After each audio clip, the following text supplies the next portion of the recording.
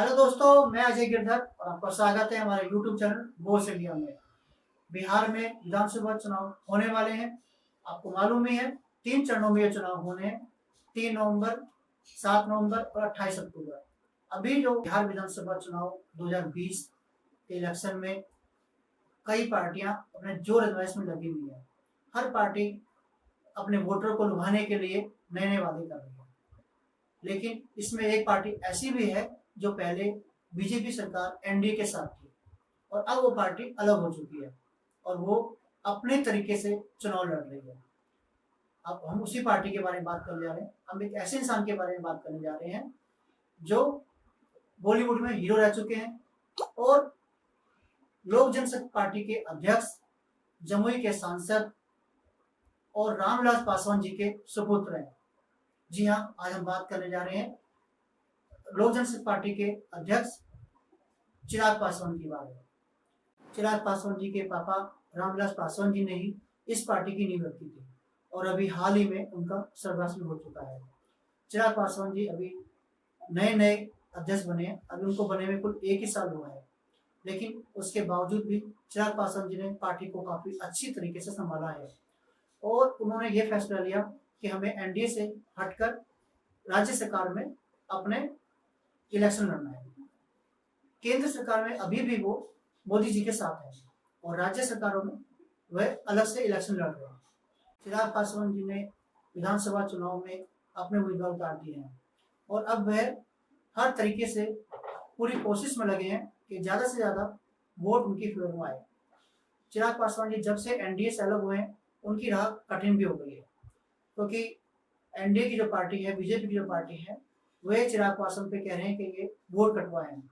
तो चिराग पासवान जी यही कह रहे हैं कि आप अपने गठबंधन का धर्म निभाइए और ऐसी बातों से बचिए।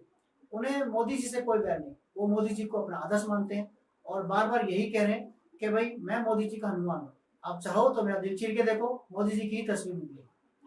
तो एक तरीके से ये कन्फ्यूजन भी क्रिएट हो गया है कि ये कन्फ्यूजन वोटर के दिमाग में भी हो गया है कि हम वोट किसको दें, चिराग पासवान जी की पार्टी को या एनडीए सरकार को।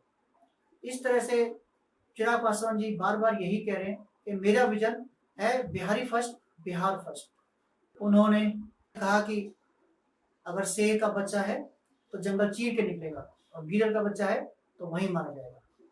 इस तरह देखा जाए तो चिराग पासवान अपनी तरफ से पूरी कोशिश कर रहे हैं कि वो बिहारियों के दिल तक पहुंचे और कई बार देखा भी जा रहा है कि उनकी सभाओं में भीड़ भी काफी जुट रही है। कोरोना की वजह से 6 महीने के इलेक्शन को टालने के लिए भी कहा था, लेकिन ऐसा हो नहीं पाया और चिराग पासवान जी की जो पार्टी के लोग हैं वो भी यही कह रहे हैं कि हम बीजेपी के साथ हैं लेकिन नीतीश कुमार जी के साथ नहीं है। शुरुआत में तो उन्होंने ये भी कहा कि मोदी से कोई बैर नहीं, नीतीश तेरी खैर नहीं। इस वजह से भी काफी बवाल हुआ।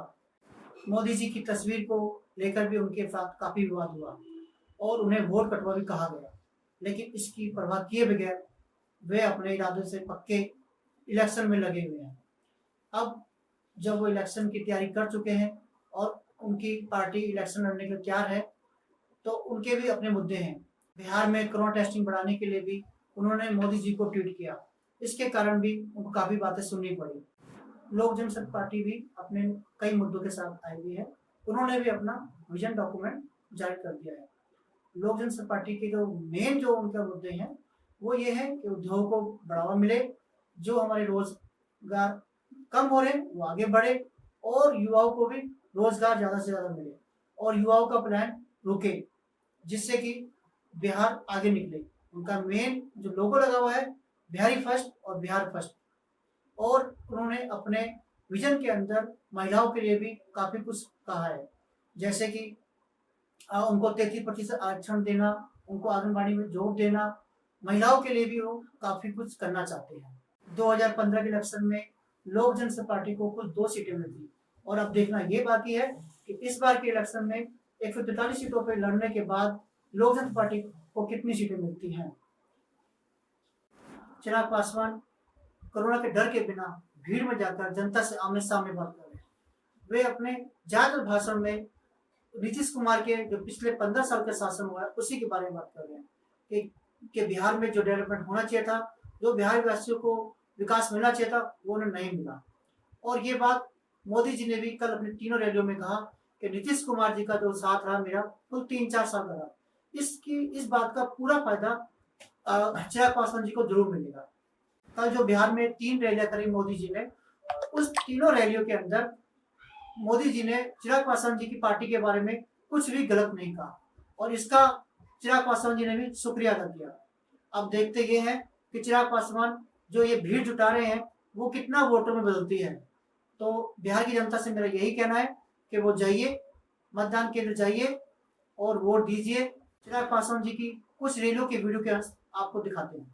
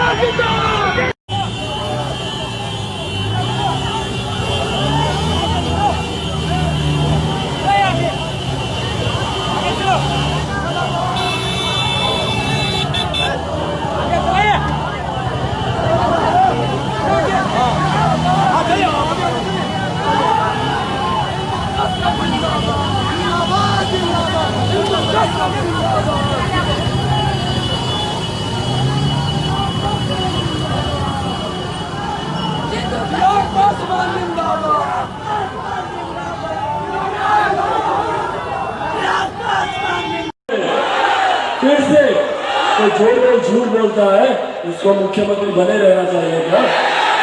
नहीं रहना चाहिए तो कौन बनेगा? अच्छा कम से कम 7 विषय में कोई भ्रष्टाचार तो नहीं हुआ ना? भ्रष्टाचार नहीं हुआ, किसने किया? नीतीश जी ने। नीतीश जी ने भ्रष्टाचार किया और वो तो बोले कि भैया बिहार में भ्रष्टाचार होता ही नहीं है, प्रधानमंत्री जी को बोले ही है तो झूठ बोले तो साथियों जो लोग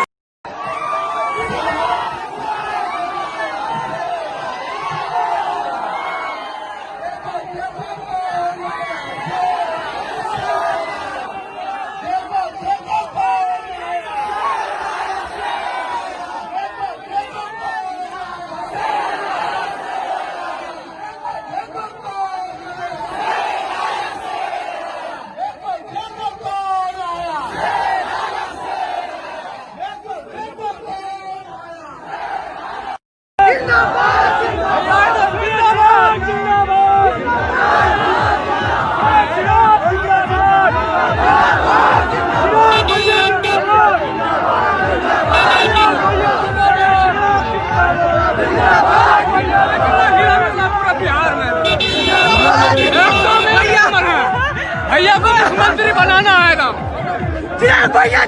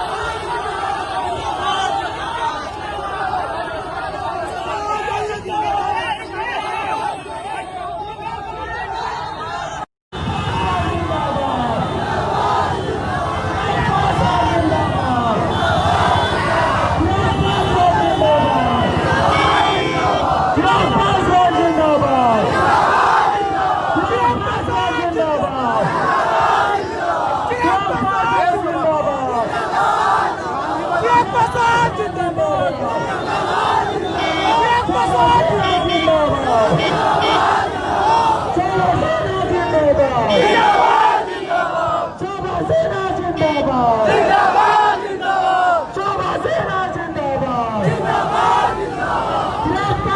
जिंदाबाद जिंदाबाद जिंदाबाद जिंदाबाद बंगला छाप जिंदाबाद बंगला छाप जिंदाबाद बंगला छाप जिंदाबाद बंगला छाप जिंदाबाद बंगला छाप जिंदाबाद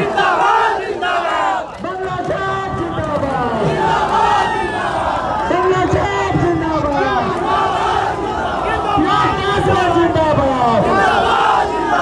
चिराग पासवान जिंदाबाद चिराग पासवान जिंदाबाद चिराग पासवान जिंदाबाद चिराग पासवान जिंदाबाद शोभा सेना जिंदाबाद शोभा सेना जिंदाबाद शोभा सेना जिंदाबाद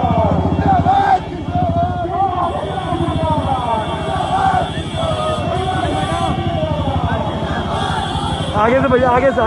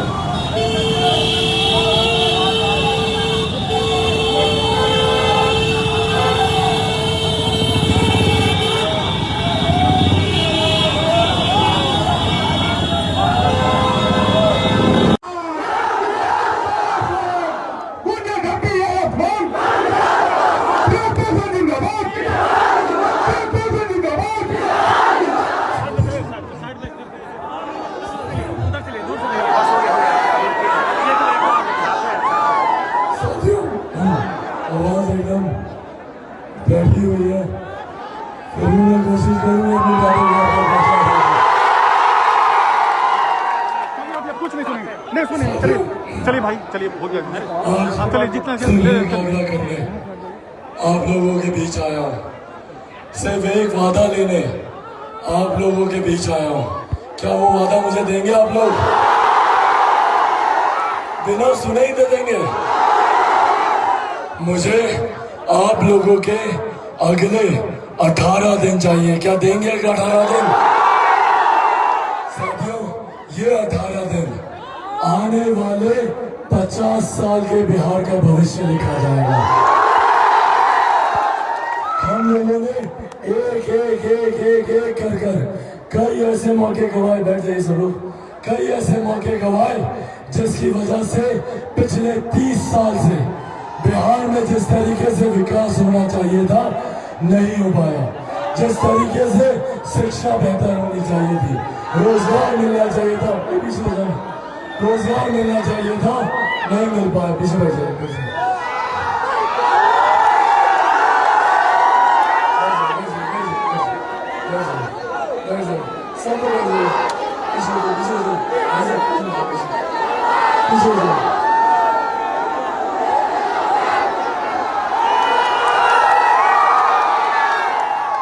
तो जिस तरीके से पिछले 30 साल में एक करके कई विधानसभा के चुनाव आए और गए, नेता आए, भाषण दिया, बड़ी बड़ी बातें की, बड़े बड़े वादे किए, पर हकीकत ये है कि आज़ादी के 70-72 साल के बाद भी आज भी हमारा प्रदेश पिछड़ा है। आज भी हम वही खड़े हैं जहां आज से 30 साल पहले खड़े थे, और आज भी हमारे बिहार के युवा पलायन करने के लिए मजबूर हैं। मैंने आज तक कभी नहीं सुना कि कोई दिल्ली का लड़का बिहार आता हो शिक्षा के लिए। आप लोगों ने सुना क्या? कोई मुंबई का लड़का बिहार आया रोजगार के लिए? तो ये क्यों हम बिहारियों को एक दूसरे प्रदेश जाना पड़ता है शिक्षा के लिए, रोजगार के लिए, स्वास्थ्य सेवाओं के लिए? क्यों आज भी मेरे बच्चे कोटा में जाकर पढ़ाई कर रहे हैं? लॉकडाउन में याद है ना बच्चे कैसे कोटा में परेशान हो रहे थे और मुख्यमंत्री ने लाने से मना कर दिया था। कोटा में पढ़ने वाला बिहारी, पढ़ाने वाला बिहारी, शैक्षिक संस्थानों के मालिक बिहारी, पर व्यवस्था राजस्थानी। क्यों हम ये व्यवस्था बिहार में नहीं दे सकते, पटना में नहीं दे सकते? पर मुख्यमंत्री देना ही नहीं चाहते हैं। क्योंकि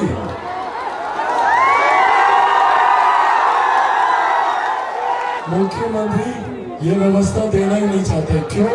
क्योंकि अगर बिहारी पढ़ लिख गया तो कल को इनसे सवाल पूछेगा।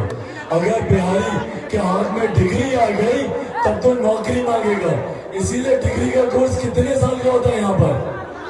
कितने साल का? 5 साल का? 5 साल का ना? जबकि हकीकत में कितने साल का होना चाहिए? 3 साल का।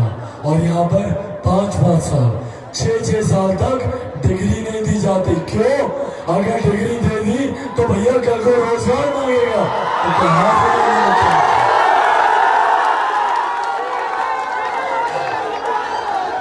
जानकारी है ना कि कल हमारे प्रधानमंत्री बिहार आए थे, जानते ना आप लोग?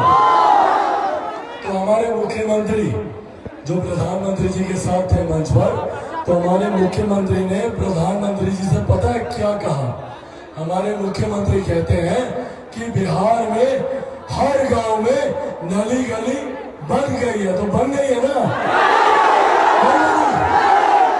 नहीं बनी? नली गली नहीं बनी, पर मुख्यमंत्री ने तो प्रधानमंत्री को बोला कि बन गई। झूठ बोला मुख्यमंत्री ने, झूठ बोला प्रधानमंत्री से, झूठ बोला। अच्छा चलो, कम से कम हर घर में नल से जल तो आने लग गया ना?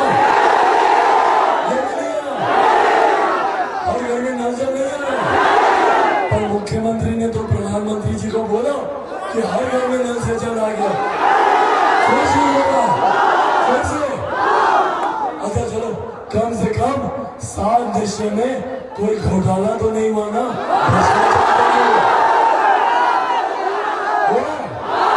भ्रष्टाचार भी हुआ? किसने किया? मुख्यमंत्री ने, नीतीश कुमार जी ने भ्रष्टाचार किया। तो क्या करना चाहिए भ्रष्टाचारियों के साथ? हटाने से ही काम नहीं चलेगा। बिहार फर्स्ट बिहारी फर्स्ट का विश्वास है ना? तो बिहार फर्स्ट बिहारी फर्स्ट कहता है कि जितने लोगों ने 7 दिशा में भ्रष्टाचार किया, भले वो कोई अधिकारी हो या स्वयं मुख्यमंत्री क्यों ना हो, जांच करवा कर जेल भेजा जाएगा। तैयार है नेतृत्व बदलने के?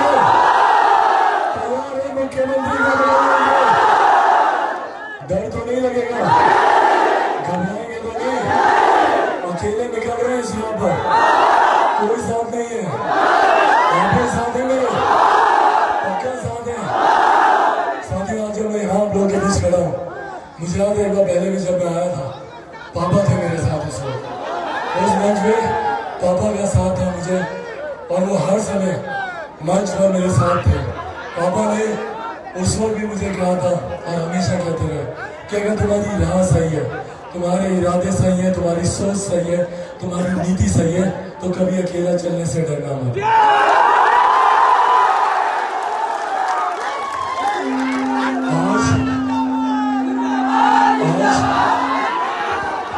आज पापा मेरे साथ नहीं है, आज पापा मेरे साथ नहीं है। और जब भी मैं ऐसी किसी भी चुनावी सभा से वापस आता था तो सीधा पापा का फोन आता था, पूछते थे क्या रहा कैसा रहा। अब पापा का फोन नहीं आता, वो है नहीं, अकेला बोल रहा हूँ पर आप लोगों के साथ चल रहा।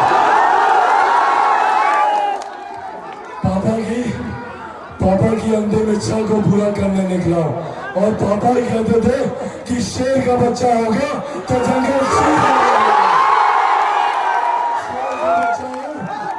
चीरने निकला हूँ, ना किसी से डरूंगा ना घबराऊंगा और ना ही झुकूंगा। इसीलिए साथियों अगले 18 दिन का वादा चाहिए, 18 दिन का। मुख्यमंत्री ने निरंतर हम लोग को जात पात धर्म मजहब में बांट कर रखा, हम लोग को दलित से महादलित, पिछड़ा से अति पिछड़ा किया। शर्म आनी चाहिए मुख्यमंत्री को। किसी भी प्रदेश के नेतृत्व की जिम्मेदारी होती है कि वो सर्व समाज को एक साथ लेकर चले, पर हमारे मुख्यमंत्री ने अंग्रेजों की नीति अपनाई, बांटो और शासन करो। हमें बांटते गए। साथियों बिहार में ईमानदारी से बिहार में अगर कोई एक जाति है, बिहार में अगर कोई एक जाति है तो वो है गरीबी। और इस गरीबी में हर जात पात धर्म मजहब के लोग हैं। अगर हम लोग विकसित बिहार बनाना चाहते हैं तो गरीबी जाति को हटाना होगा। हर व्यक्ति के हाथ में आय देनी होगी, प्रति व्यक्ति आय को बढ़ाना होगा और प्रति व्यक्ति आय बढ़ाने के लिए रोजगार उपलब्ध कराने होंगे। जितने खाली पड़े रिक्त पद है उसको भरना होगा, नए कारखाने खोलने होंगे। पर पता है ना कि मुख्यमंत्री ने साफ मना कर दिया कि कारखाने नहीं खुलेंगे, जानते हैं ना? क्या क्यों नहीं खुलेंगे? समुंदर नहीं है, क्योंकि भूगोल ऐसा है, समुंदर का किनारा नहीं है बिहार में, इसलिए कारखाना नहीं खुल सकता। फिर झूठ बोल रहा है मुख्यमंत्री। भैया पंजाब में खुला हुआ है, हरियाणा में खुला हुआ है, राजस्थान में है, मध्य प्रदेश में है, तो बिहार में कारखाना क्यों नहीं खुल सकता? क्यों? क्योंकि मुख्यमंत्री की नीयत नहीं है बिहार में कारखाना खोलने की। बिहार फर्स्ट, बिहारी फर्स्ट न सिर्फ इनको कारखाने खोलकर दिखाएगा बल्कि यहीं पर हमारे साथियों को रोजगार भी देकर दिखाएगा। हमारे साथी बाहर नहीं जाएंगे, बिहार में काम करेंगे, बिहार में पढ़ाई करेंगे। मुख्यमंत्री को युवाओं से डर लगता है, हम जैसे युवाओं से। क्यों? क्योंकि हम लोग सवाल पूछते हैं, हम लोग पूछते हैं कि ऐसा क्यों नहीं हुआ, ये क्यों नहीं किए, शिक्षा क्यों नहीं मिली, रोजगार क्यों नहीं आया, सड़क क्यों नहीं बनी, पुल क्यों टूट गया। हम लोग सवाल पूछते हैं। इन सवालों से मुख्यमंत्री डरते हैं और इसी डर ने उनको युवाओं का विरोधी बना दिया। युवा विरोधी है हमारे मुख्यमंत्री, युवा विरोधी है। और इनकी युवा विरोधी सोच इनकी बातों में भी दिखती है। जब युवाओं की बात होती है क्या बोलते हैं मुख्यमंत्री? अरे ये लोग तो अनुभवहीन है, ये लोग तो जानता ही नहीं है, ये लोग तो पढ़ता ही नहीं है, ये लोग तो कुछ करता ही नहीं है, सिर्फ ट्विटर पे लगा रहता है दिन भर, जानकारी नहीं रखता है, कुछ करता ही नहीं है। अरे मुख्यमंत्री जी, बिहारी युवा है, युवा बिहारी है, युवा बिहारी है हम लोगों में इतनी ताकत है कि रातों रात आपको सत्ता से बेदखल कर सकते हैं। और ये करने का समय आ गया और समय है 10 तारीख को मुख्यमंत्री जी की विदाई तय है ना? अकेले नहीं होगा, मुझसे साथ देना होगा। तो कैसे करेंगे? वोट देखो,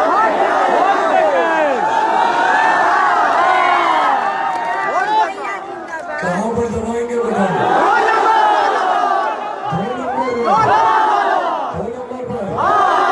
2 नंबर पर छाप क्या होगा?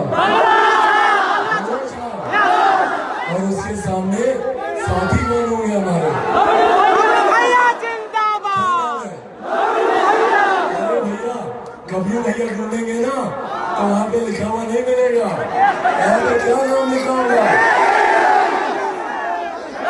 राकेश सिंह लिखा होगा, राकेश सिंह ढूंढिएगा, गांव में सबको बताइएगा, गबरू भैया ढूंढते रह जाइएगा, नहीं मिलेगा वहां पे। ये हम लोग के गबरू भैया है, ठीक। हम लोगों के घर में खाना खाते हुए, टीवी देखते हुए गबरू भैया है, हम लोग के साथ काम करते हुए गबरू भैया, पर वहां पर राकेश सिंह इनका नाम। तो गाँव जाकर बताना होगा कि वहां पर जाकर 2 नंबर पर बंगला छाप होगा, वहां पर राकेश सिंह नाम लिखा होगा और उनकी तस्वीर, ये देखिए सुंदर सी तस्वीर जो यहाँ पर लगी है, ऐसी इनकी तस्वीर भी वहां पर लगी होगी।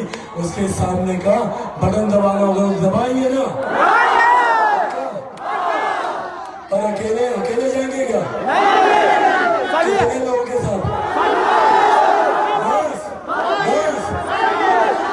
कम से कम 50 आदमियों के साथ, 50 आदमियों के साथ जाएंगे, तब ना गबरू भैया की जीत होगी बड़ी वाली।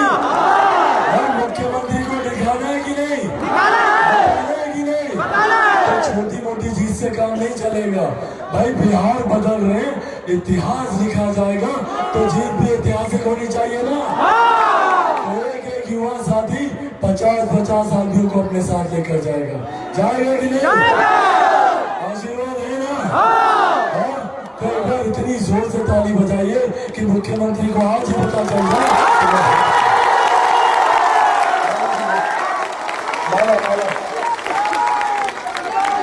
तो माला पहना दे, हाथ उठाकर आशीर्वाद दीजिए।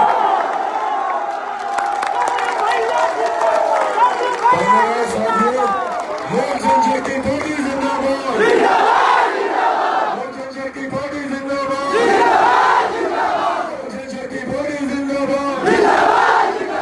Bihar first, Bihar first, Bihar first, Bihar first, Bihar first, Bihar first, Bihar first, Bihar first, Bihar first, Bihar first. Bharat माता की, भारत माता की, भारत माता की। धन्यवाद साथियों, जय की बहुत बड़ी दिक्कत है। ये गांव में रोड नहीं है, हम लोग के बहुत तकलीफ हो रहा है जाने आने में। कुटुम्ब जो कुल आता है कुल घूर के चला जाता है, हम लोग गिर बजर जाता है, लड़का लोग पढ़ने लिखने जाता है, वो कुल घूर के चला आता है घर। कभी रोड नहीं मिला है, न रोड कभी मिला है, न नाला आता है, न नाली गली कुछ नहीं बनता है। हाँ, रोड के लिए बहुत परेशानी है, आने जाने नहीं सकते हैं सर। रोड का ही समस्या है, गड़बड़े है। एक तो गली ने है, एगो नली ने, रोड बढ़िया बनल है। हम लोग 40-50 साल से एक सड़क के लिए तरस रहे हैं और मेरे गांव में एक सड़क नहीं है। आज तक ले हम सबके आने जाने में बड़ा कष्ट हो रहा है। विकास तो देख रहे हैं कि भाई रोड का क्या हाल है। गली भी पानी बहने के कुछ जगह नहीं है, गांव तक में रोड नहीं है और नाली भी नहीं है। रोड तो पूरा खंजड़ा हो गया है, लेकिन कोई देखभाल करने वाला नहीं है। क्योंकि दंगा फसाद ना बहाल चाहिए, बिहार में सीएम चिराग चाहिए। हाँ, दंगा फसाद ना बहाल चाहिए, बिहार में सीएम चिराग आने वाला है। बिहार के लाला जिया 2000 साला। आओ बनाए नया बिहार, युवा बिहार, चलो चले युवा बिहारी के साथ। जरूरत है आपके साथ की, आपके सहयोग की।